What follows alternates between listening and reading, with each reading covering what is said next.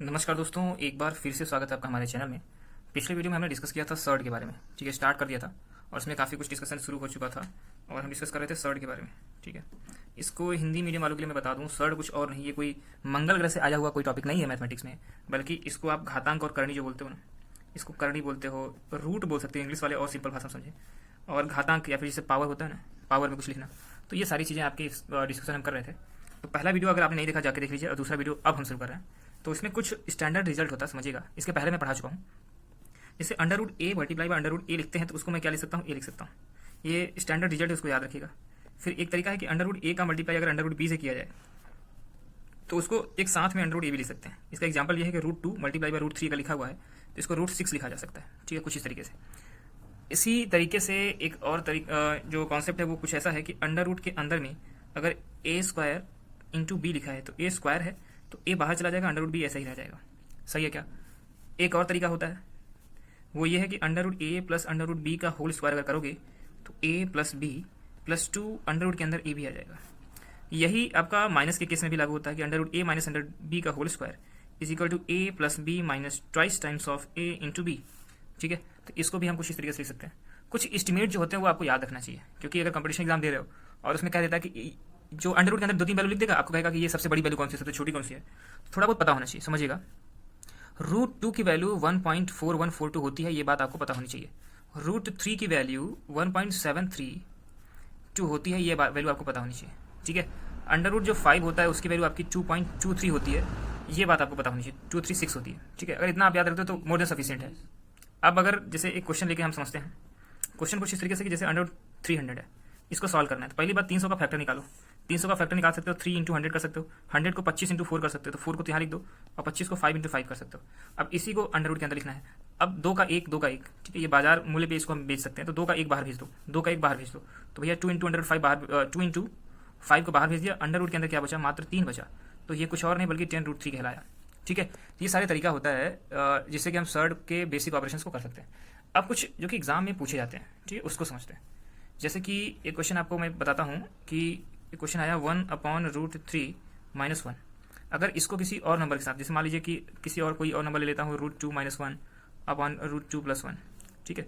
ये नंबर्स हैं और इसको आपको क्या करना है, सॉल्व करना है, या फिर इसका इन दोनों बताना है कि कौन बड़ा है कौन छोटा है। तो ऐसे क्वेश्चन धड़ल्ले से पूछे जाते हैं, तो ये समझते हैं। तो उसको समझने के लिए हमको क्या करना पड़ेगा, रेशनलाइजेशन करना पड़ेगा। आपने बचपन में समझा होगा, तो रेशनलाइजेशन कैसे करते समझिएगा। √3 - 1 दिया है तो इसका कॉन्जुगेट क्या होगा, √3 + 1 होगा क्या, √3 + 1 होगा क्या। तो अगर ये दोनों का कॉन्जुगेट हमें मिल गया, अब अगर इससे √3 + 1 को मैं ऐसे लिख दिया, अब यहाँ पे कुछ आपको नजर आ रहा है, तो यहाँ पे क्या नजर आ रहा है, यहाँ पे कुछ ना कुछ तो आपको नजर आना चाहिए। a² - b² का फॉर्मूला है a + b और a - b, ठीक है। तो √3 + 1 हो गया, यहाँ पे √3 का स्क्वायर कितना हो जाएगा, 3 - 1, तो ये आपका आ गया 1/2 टाइम्स ऑफ √3 + 1। अभी मैंने आपको एक फार्मूला याद कराया, या फिर कह सकते हैं नंबर याद कराया। √3 की वैल्यू यहाँ पे ऊपर आपको दिख रहा होगा, तो 1.732 मैंने बोला था क्या, +1 हो गया क्या, तो यहाँ पे 1/2 टाइम्स ऑफ मल्टीप्लाई बाई 2.732 हुआ क्या। तो अब इसकी वैल्यू आप आराम से निकाल सकते हो, कितना, 1.366। ऐसा जरूरी नहीं है कि आपको हमेशा कैलसी दिया रहेगा, कैलकुलेटर तो वैसे भी नहीं मिलता आपको एग्जामिनेशन। तो कंपटीशन एग्जामिनेशन में इस तरह की एस्टिमेशन करना जरूरी होता है, आपको पता होना चाहिए। दूसरा मैंने बोला था अभी कंपेयर कराना है, ठीक है। ये इक्वेशन में 1 लिख सकता हूँ।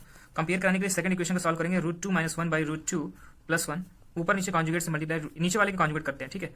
तो √2 - 1/√2 - 1, तो ये आ गया √2 - 1 का होल स्क्वायर, होल अपॉन आपका a + b a - b का फॉर्मूला बना, तो 2 - 1 = 1 आ जाएगा।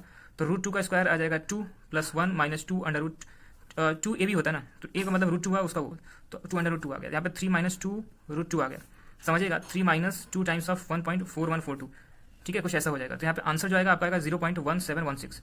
ये इक्वेशन नंबर 2 हो गया। तो अब आप देख सकते हो कि मैंने जो दो वैल्यूज ली थी, एक क्या लिया था 1/√3 - 1, ये थोड़ा विचित्र सा लग रहा था। जो सेकंड वाला आपका था वो आपका था कि √2 - 1/√2 + 1। इन दोनों नंबर्स में इसकी वैल्यू हमने निकाली, आया भैया 1.366। सेकंड वाले की वैल्यू आई 0.1716।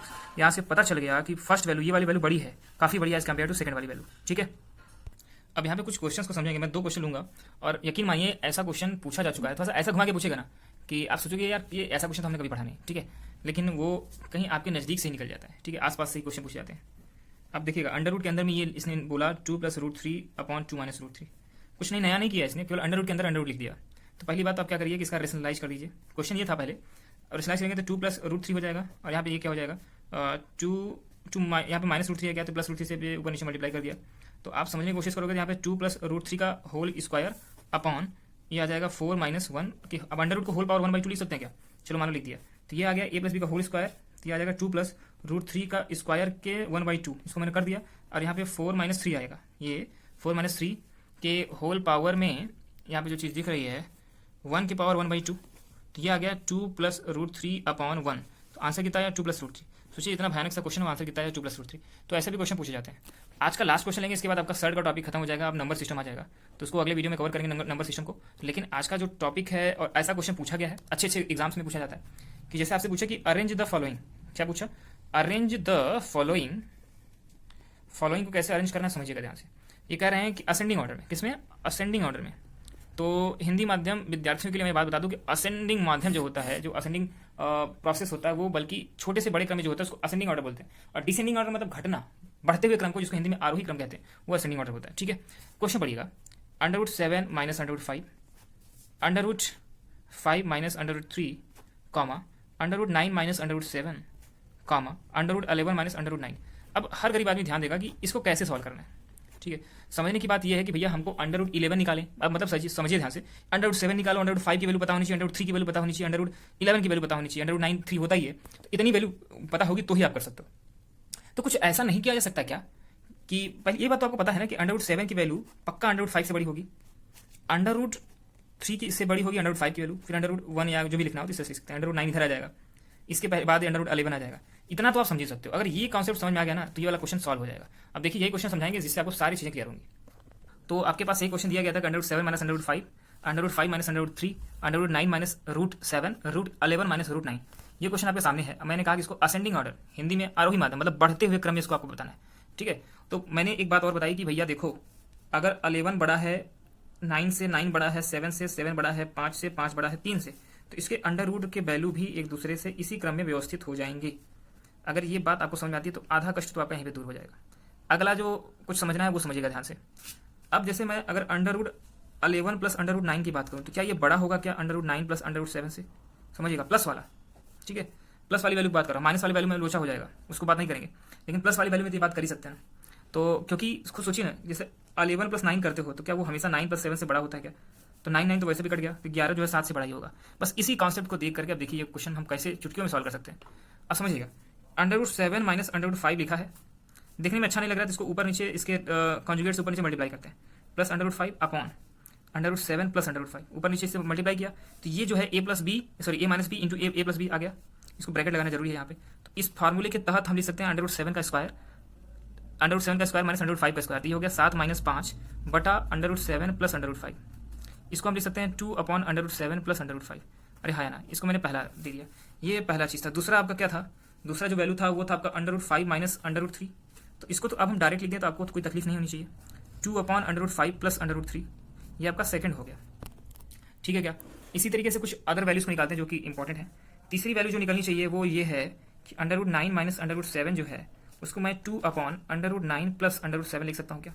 ये आपका तीसरी वैल्यू हो गई।